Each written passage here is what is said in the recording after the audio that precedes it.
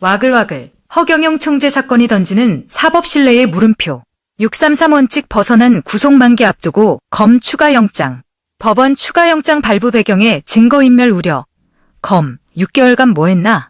지난해 5월 17일 이른바 하늘궁의 허경영 총재가 구속된 지 어느덧 8개월이 지났다. 형사사법 절차에서 반복적으로 강조되어온 633 원칙, 즉 1심 6개월, 2심 3개월, 3심 3개월 내 재판을 마무리하자는 대원칙에 비춰보면 이미 상당 부분을 이탈한 인신구속이라는 지적을 피하기 어렵다.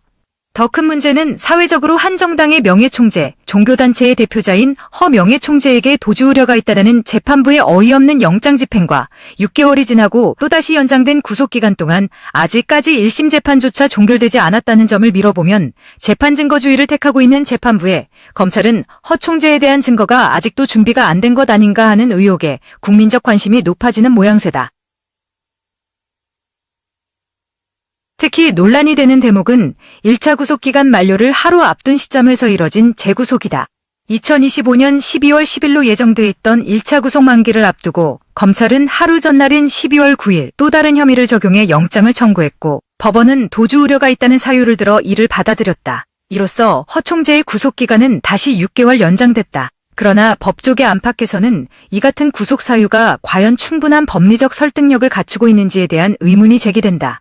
재판 지연의 원인이 피고인 측의 방어권 남용이나 고의적 지연이 아니라 검찰이 제시한 범죄 사실의 입증 과정에서 난항을 겪고 있는 데 있는 것 아니냐는 분석도 나온다. 검찰이 재구속영장에서 문제 삼은 사안은 2021년 2월 허 총재가 피해자에게 기룡화복을 주관한다고 말하며 100만 원을 받았다는 사기 혐의다.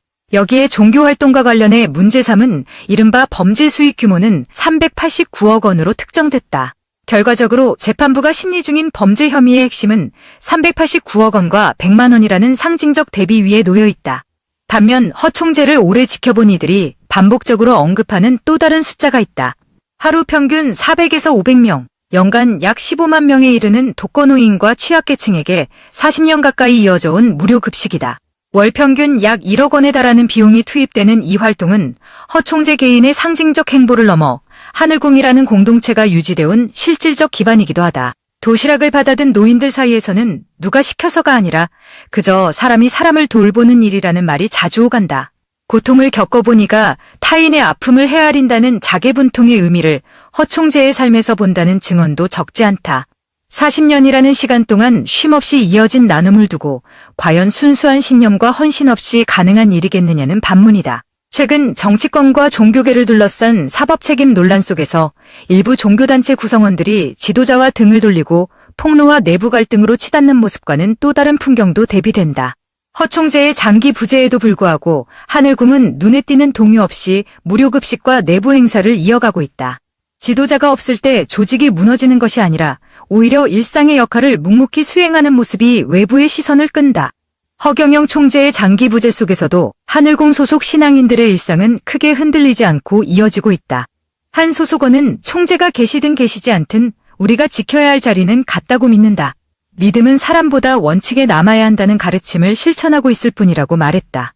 또 다른 소속원 역시 의심과 동요보다 신뢰와 인내가 신앙인의 도리라 생각한다. 지금은 흔들릴 때가 아니라 서로를 붙잡아줄 때라고 전했다.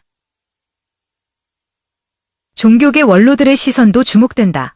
한 원로는 지도자 부재를 틈타 분열로 치닫는 종교단체가 적지 않은 현실에서 하늘궁의 단결은 종교 공동체의 본질을 되새기게 한다고 평가했다. 또 다른 원로는 사법 절차는 엄정해야 하지만 신앙 공동체의 헌신까지 재단해서는 안 된다며 사법부가 더욱 신중한 판단을 내려야 할 시점이라고 강조했다. 또 다른 원로는 긴 시간 침묵으로 버티는 신도들의 모습 자체가 허 총재에게는 가장 큰 힘이 될 것이라고 덧붙였다. 사법 절차는 누구에게나 공정해야 하고 종교인이라고 해서 예외일 수는 없다. 다만 무분별한 인신구속은 최후의 수단이어야 하며 그 필요성과 상당성은 엄격하게 입증돼야 한다. 증거인멸의 구체적 위험이 무엇인지, 재판이 장기간 지연되는 이유가 어디에 있는지에 대한 충분한 설명 없이 이어지는 구속 연장은 사법 신뢰 자체를 흔들 수 있다. 차가운 겨울바람 속에서도 하루 한 끼를 기다리는 이들은 오늘도 도시락을 받아든다. 총재의 부재 속에서도 이어지는 이 장면은 지금의 법원과 검찰이 무엇을 보고 무엇을 들어야 하는지에 대한 묵직한 질문을 던진다. 인신구속의 엄중함과 재판 지연의 책임, 그리고 법이 지켜야 할 최종 가치가 무엇인지에 대한 깊은 성찰이 필요한 시점이다.